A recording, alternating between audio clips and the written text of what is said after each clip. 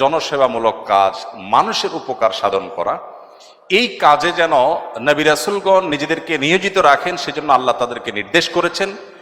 এরপরে অবশ্য নামাজের কথা বলেছেন দ্বিতীয় পর্যায়ে এসে, তারপরে বলেছেন যাকাতের কথা।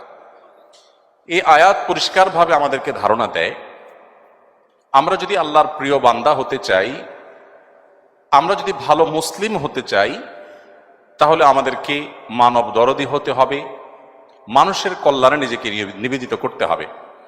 আল্লাহ রাব্বুল আলামিন কোরআনে কারিমে বলেছেন, কুনতুম খায়রা উম্মাতিন উখরিজাত লিন-নাস, তোমরা পৃথিবীর ইতিহাসের সবচেয়ে শ্রেষ্ঠ জাতি, শ্রেষ্ঠ উম্মত হিসাবে আল্লাহর কাছে বিবেচিত হয়েছ। কারণ উখরিজাত লিন-নাস, তোমাদেরকে সৃষ্টি করা হয়েছে, তোমাদেরকে পাঠানো হয়েছে মানুষের কল্যাণে। তোমরা বেঁচে থাকো নিজের জন্য না।